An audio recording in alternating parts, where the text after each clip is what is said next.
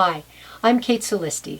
Welcome back to A Kinship with Animals, my YouTube channel where I share messages from the wild animals that are so important for us to hear in this time of great upheaval on Mother Earth, so that we can remember our connection and our interconnection with all life. In addition to these beautiful messages and teachings, I also share stories of the animals I've worked with as an animal communicator, so the dogs, cats, horses, bunnies, ferrets that I've worked with people and their beloveds.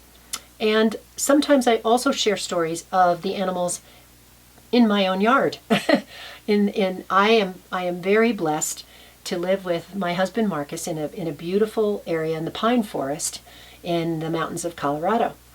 And we have all manner of critter and a lot of birds, from big turkeys to little tiny nuthatches and woodpeckers and squirrels and beautiful jays. And we also have very large crows. When I say very large, when I grew up in New Jersey, crows were about this big, the size of a robin. Well, our crows here are, they're really big. They're almost as big as a raven, although ravens are a little bit bigger, but they're large. And they're very vocal, and they're very smart. Corvids, which is what the family of crows comes from, are known for their amazing intelligence and resourcefulness. And our crows love when we have extra salmon skin to share, or some chicken and things like that, and sometimes we put that out. We also, of course, have seeds for the smaller birds, and they love them too. And there's always water available.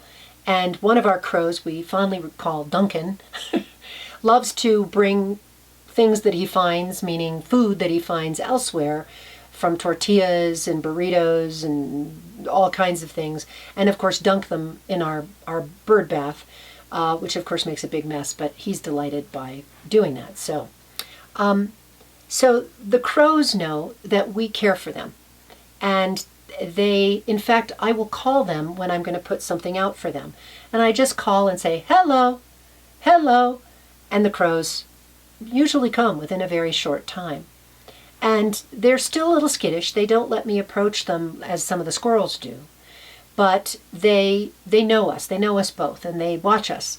And Marcus, in the summertime, we often have a problem with mice.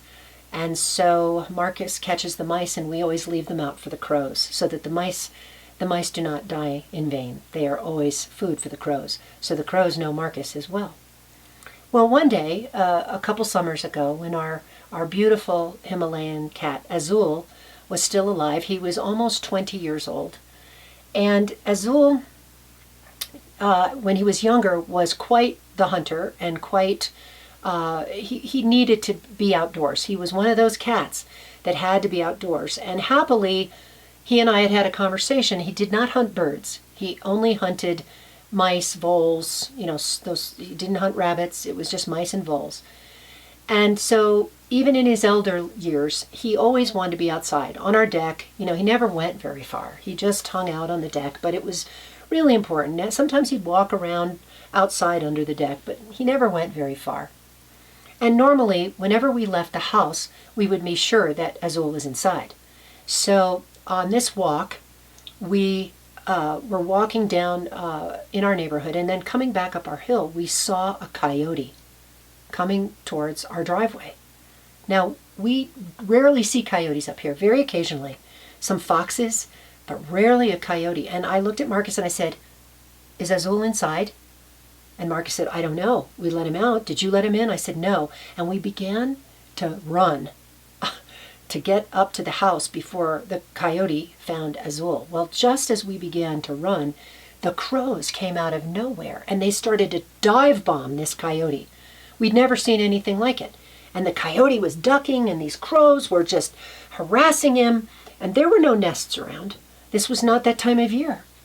They were dive bombing him, and he turned around and he took off. And Marcus and I looked at each other, and we knew. We knew those crows, who knew Azul and knew he was no problem and no threat to them because he would lie on the deck while they were, eating something.